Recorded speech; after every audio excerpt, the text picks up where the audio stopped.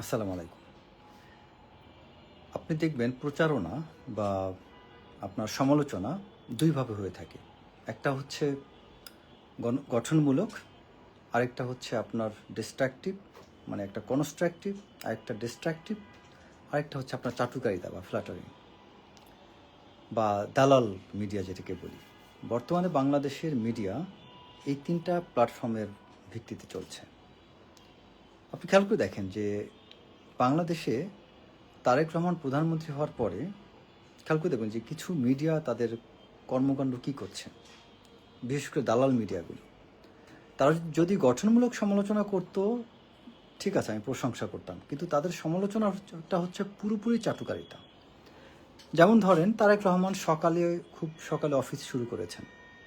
এটা নিয়ে একটা সুন্দর রিপোর্ট হতে পারত যে বাংলাদেশে কোনো প্রধানমন্ত্রী সময়ের প্রতি তার যে একটা সম্মান বা বাংলাদেশে যে একটা সময় অনুযায়ী অফিস টাইমটা শুরু করতে চাওয়া, এটা নিয়ে একটা ফিউচার তৈরি হতে পারে, ঠিক আছে। কিন্তু আপনি দেখবেন যে মিডিয়াগুলো তারেক রহমান যাই করে কিছু ক্যামেরাম্যান পিছনে লেগে থাকে, এবং এদের উদ্দেশ্য গঠনমূলক সমালোচনা না, এদের উদ্দেশ্য হচ্ছে এমন কিছু বিষয় তুলে ধরা যার মাধ্যমে সে তারেক রহমান তথা বিএনপির উচ্চ পর্যায়ে কারো নজরে আসতে পারে। এমনভাবে সব কিছু করা হচ্ছে।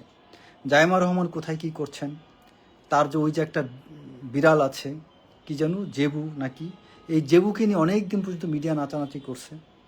তারপরে তিনি এক পর্যায়ে সেই জেবু ইস্যু নিয়ে আপনার সেই পরিবেশ বিষয়ক অনেক কিছু শুরু হয়ে গিয়েছে অলরেডি। এই যে চাটুকারিতাটা বাংলাদেশে, আপনি দেখেন কোনো রাজনৈতিক দল বা সরকারের যত না দোষ, তার চেয়ে বেশি রাজনৈতিক দল তথা সরকারকে সবচেয়ে বেশি খারাপ বানাচ্ছে আমাদের এই দালাল এবং চাটুকার মিডিয়া। এই দালাল চাটুকার মিডিয়ার কারণে প্রকৃত পেশাদার যারা মিডিয়া ব্যক্তিত্ব, প্রকৃত পেশাদার যা সাংবাদিক, এই ব্যক্তিগুলো পিছিয়ে পড়ছেন, এরা নজরে আসছেন না। কারণ পেশাদার সাংবাদিকরা যখন গঠনমূলক কাজগুলো করেন, তখন প্যারালেলি যখন তাদের পাশাপাশি এই চাটুকারিতা করে, তখন তারা তাদের কর্মকাণ্ড অবদানগুলো ঢেকে যায়, আর চাটুকারদের কাজগুলো খুব সামনে চলে আসে। এবং আমি যেন তারেক রহমানকে, আমাদের বর্তমান মাননীয় প্রধানমন্ত্রীকে আমি অনুরোধ করব, আপনি দয়া করে যে এইরকম রিপোর্ট যারা করে এদেরকে প্রশ্রয় দিয়েন না। কারণ আপনার কাছে যদি এদের একজন সফল হয়, এই একজনকে দেখে 100 জন চাটুকার তৈরি হবে। এই সুযোগটা কিন্তু শেখ হাসিনার কাছে পেত। শেখ হাসিনার কাছে যে গান শোনানোর সুযোগ পেয়ে পুরস্কৃত হয়েছে, তাপস সহ অনেকেই শেখ হাসিনাকে গান শুনিয়ে পুরস্কৃত হয়েছে। এখন যদি শেখ হাসিনা এই তাপস টাইপ কিছু ব্যক্তিকে যদি পুরস্কৃত না করতেন, তাহলে কিন্তু চাটুকাররা এই কম্পিটিশনে নামতেন না। তো আমি তারেক রহমানের কাছে আমি আশা করি যে এই সুযোগটা আপনার কাছে কেউ পাবে না, এবং অলরেডি আমার জানা মতে খুব একটা কেউ সুযোগ পায়নি। তো এই যে যেখানে যাবেন প্রত্যেকটা জায়গায় প্রত্যেকটা স্টেপে তিনি দরজা খুলে বলেছেন কোন একটা কথা, ওইটা নিউজ হবে। তিনি গাড়ি ওঠার সময় কিছু একটা বলেছেন, ওইটা নিউজ হবে। গাড়ি ওঠার সময় নিচে তাকিয়েছেন, সেটাও নিউজ হবে। তিনি কিভাবে মুচকি হাসি দিয়েছেন, সেটাও নিউজ হবে। তিনি কোনো ইফতার পার্টিতে কার কাঁধে হাত দিয়েছেন, সেটাও নিউজ হবে। কাকে কি বলছেন, তাও নিউজ হবে। ইম্প্যাক্ট থাকুক না থাকুক, কিছু বিষয় ইফতারিতে বিভিন্ন দলের সাথে সৌজন্যতা দেখানো, তারেক রহমান যে সুন্দর ব্যবহার করছেন, এটা আমাকে এস্টাবলিশ করতে হবে যে এটাই আমাদের কালচার। এটাকে আমি যে এমনভাবে হাইলাইট করি যে বিরাট এক্সেপশন, তার মানে কি আমি বুঝাচ্ছি এটা গতানুগতিক কাজ না, তুমি এক্সেপশন করে ফেলছো। আর আমি যদি এটাকে এভাবে নিউজ করি যে এটাই হওয়ার কথা, এটাই আমাদের কাম্য, তখন মানুষ কিন্তু এই পজিটিভ নিউজগুলোই করবে সুন্দরভাবে। আপনি পজিটিভলি কনস্ট্রাকটিভ ওয়েতে নিউজগুলো করেন। চাটুকারিতা কেন করতে হবে? কেন আপনি তারেক রহমানের নজরে আসতে চান? কেন আপনি জায়েমা রহমানের নজরে আসতে চান? এই নজরে আসাটা বাদ দিয়া নর্মালি একটু যে বিষয়গুলো ব্যতিক্রম, যে অসঙ্গতি, সেটাকে আপনারা তুলে ধরেন, গঠনমূলক কাজগুলো করেন। এগুলো খুব কম সাংবাদিক করতেছে বাংলাদেশে। এবং বাংলাদেশে যদি সত্যিকার অর্থেই চাটুকারিতা যদি সত্যি বন্ধ করা যেত, বাংলাদেশে উন্নয়ন অটোমেটিক্যালি শুরু হয়ে যেত। এবং এই চাটুকারিতার শীর্ষে আছে একটা ক্যামেরা, মোবাইল, আর ওই কিছু ওই যে একটা আপনার যে সেলফি একটা স্টিক আছে, এটা নিয়ে কতগুলো দালাল সাংবাদিক। এটা তারা মানে পেশাদারি প্রতিষ্ঠিত মিডিয়ার সাংবাদিকদেরকে আপনারা অনুসরণ করার চেষ্টা করুন। এই যে একজন ক্যামেরা নিয়ে একটা সেলফি স্টিক নিয়ে যে বিভিন্ন জায়গায় যারা সাংবাদিকতা করছে এদের এদের দিকে আপনারা তাকাবেন না।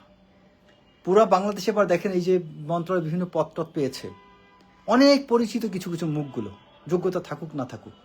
কেন? কারণ এই যে এই মিডিয়ার মাধ্যমে নিজেদের অনেক কিছু জাহির করতে পারছে, আর যেই ব্যক্তিগুলো নিজেকে জাহির করতে পারে নাই, অনেক যোগ্যতা আছে, তারা অনেকে পিছিয়ে আছেন। এই বিষয়টা আমি মনে করি খেয়াল রাখা উচিত। তবে একটা বিষয় আমি বলবো, যারা অনেক যোগ্য থাকা সত্ত্বেও পিছিয়ে আছেন তাদের জন্য আমি একটা কথা বলবো। একটা বিষয় খেয়াল রাখবেন, প্রেসিডেন্ট জিয়াউর রহমান তিনি কিন্তু প্রথমবার সেনাপ্রধান হতে পারেননি। তার অনেক যোগ্যতা থাকা সত্ত্বেও তাকে শফিউল্লাহকে সেনাপ্রধান বানিয়েছিল, জিয়াউর রহমানকে বানাননি। তার অনেক যোগ্যতা ছিল, বাট ভাগ্যের কি পরিণতি দেখেন, জিয়াউর রহমানকে কিন্তু আল্লাহ তাআলা তাকে সেনাপ্রধান বানিয়েছেন এবং তিনি রাষ্ট্রপতি হয়েছিলেন। একটু দেরি হয়েছে, বাট তিনি হয়েছিলেন।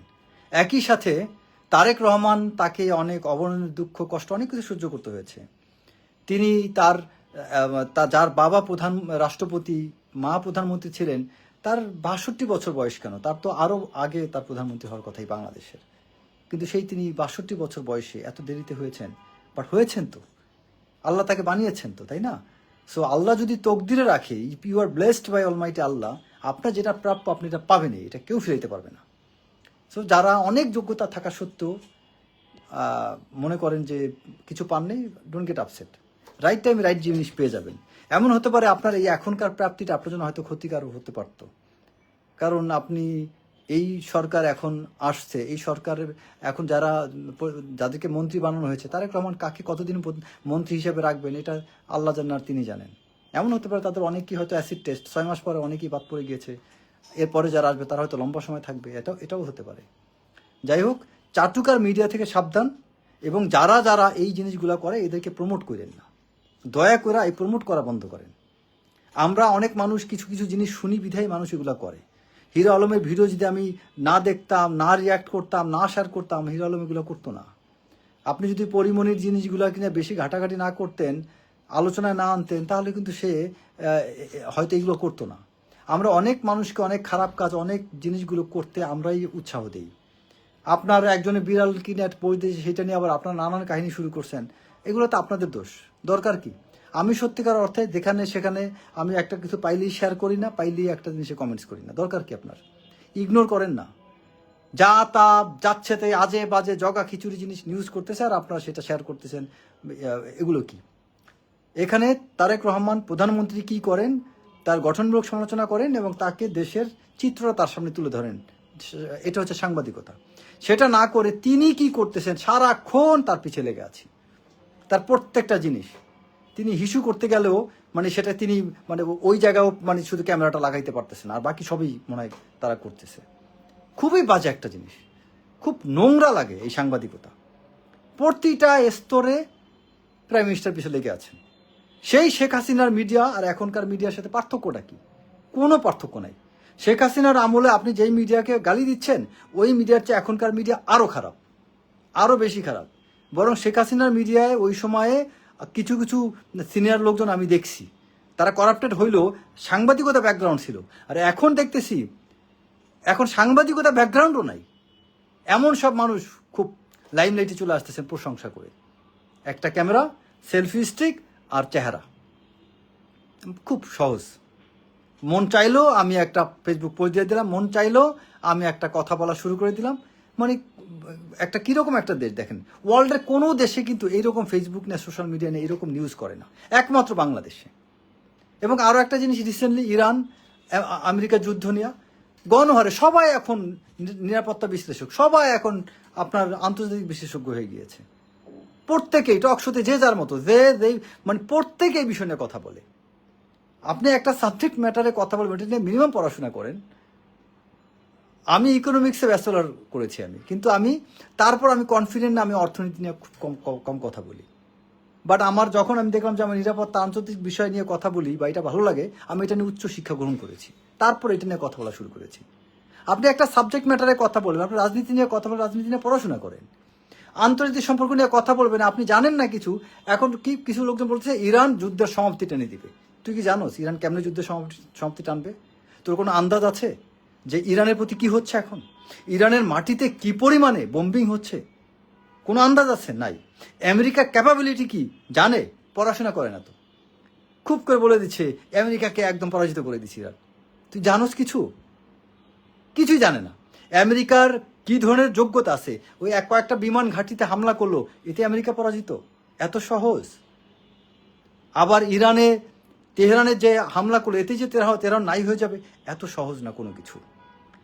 আন্তর্জাতিক সম্পর্ক বা যুদ্ধ নিয়ে কথা বলতে গেলে একদম ডিটেলসটা জানার দরকার আছে। আমেরিকার কি সামর্থ্য আছে এটা আমার জানতে হবে, ইরানের কি সামর্থ্য আছে, ইরানের কি সীমাবদ্ধতা আছে সেটাও জানতে হবে, ইসরায়েলের কি সামর্থ্য আছে, ইরানের সাথে প্রকৃত এলাই মিত্র কারা এটাও জানতে হবে, আমেরিকার প্রকৃত মিত্র কারা এটাও জানতে হবে, এবং গ্লোবাল অর্ডারটা কিভাবে চেঞ্জ হতে যাচ্ছে, চায়না আসলে কি চাচ্ছে, রাশিয়া আসলে কি চাচ্ছে, এগুলো জানতে হবে।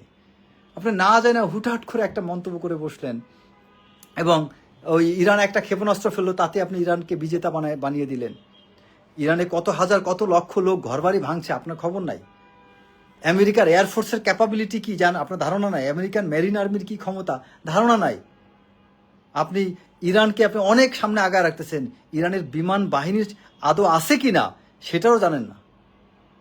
কিন্তু আমরা কিন্তু মিডিয়া কি করতেছি, যারে তারে প্রমোট করতেছি, টিভি চ্যানেলগুলো যাকে তাকে মুখরোচক একটা বক্তব্য দিলে কেউ খালি বললো ইরান তো জয়লাভ করে ফেলতেছে, সাথে সাথে টিভি চ্যানেল থেকে ফোন দিবে, ভাই আপনি যেটা লেখা দিয়েছেন পোস্ট দিচ্ছেন, আজ আসেন আমাদের মিডিয়াতে এসে কথা বলেন। কারণ ওই ব্যক্তি ওই ফেসবুক পোস্টটা খুব ভাইরাল হচ্ছে, তাকে ডাকতে হবে।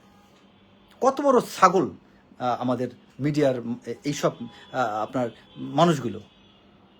আবার কেউ একজন একটা খুব মুখরোচক বলেছে, একজন গণক বলছে অমুক চায়নার অমুক ব্যক্তি, সে কিন্তু গণক না, চাইনিজের এক ব্যক্তি কিনে যে বিভিন্ন মিডিয়া প্রচার করছে যে একজন গণক বলছে ইরান জয়লাভ করে আমেরিকা হারবে।